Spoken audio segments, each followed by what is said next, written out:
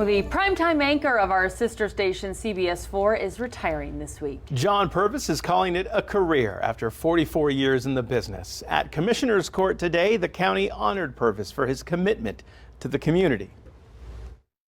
John has been a trusted voice during some of the most challenging times, covering significant events such as 9/11, the 2006 floods, the tragic event of August 3rd, and the COVID pandemic. Whereas Mr. Purvis' dedication and commitment to his craft have made him a respected figure in this community, and his contributions to journalism are both profound and enduring. Purvis was a reporter and an anchor here at Kfox 14 from 2000 to 2022. And that does it for this edition of Kfox 14 News at 9. Thanks for being with us. Have a great night. We'll see you back here tomorrow. His greatness.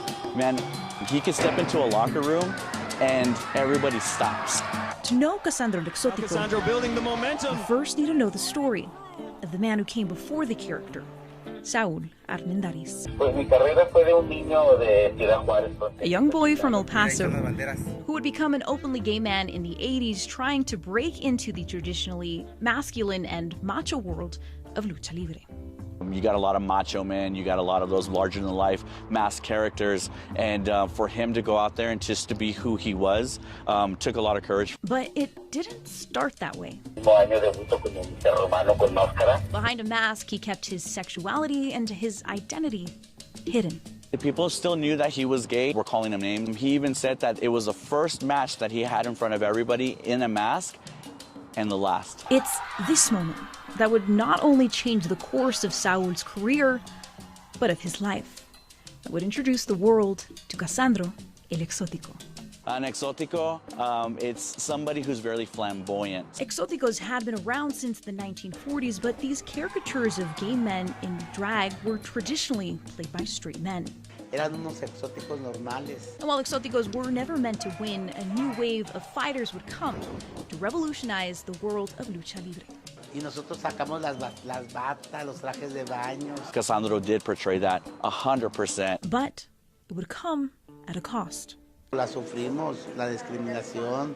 Cassandro was beaten up in locker rooms, the streets, and even stabbed. Just because he was who he was. Never enough, though, to keep him from flying. El primer exótico gana campeón mundial y ahí me di cuenta que pues no nomás cambia un vestidor, un deporte, una cultura, también cambia un país, machismo. And never enough to stop his fight for equality.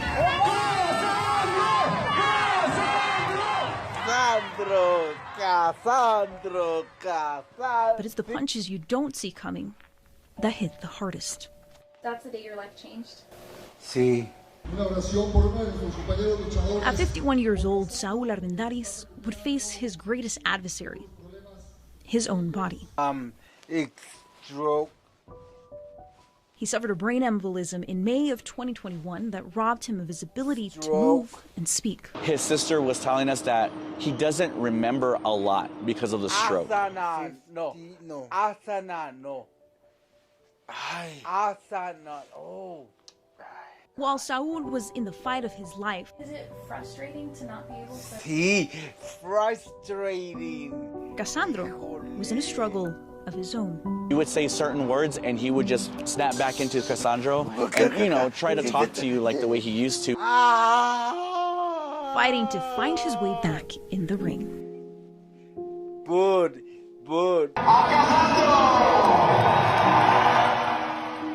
Yes, he has a cane that's helping him walk and everything. But when you look at him, he's still Cassandro.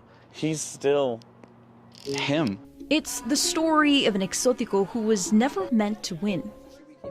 A gay wrestler from a little city along the border. Lucha.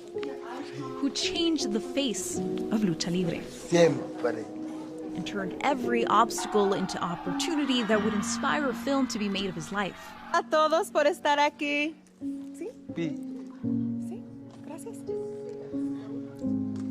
While his story is still being written, Cassandro. the grandness of his life is already inspiring the next generation. Eso lo dice todo, ¿verdad? Eso... Verdad. Ay, sí. Verdad. Cassandro. All because of a decision. Mask.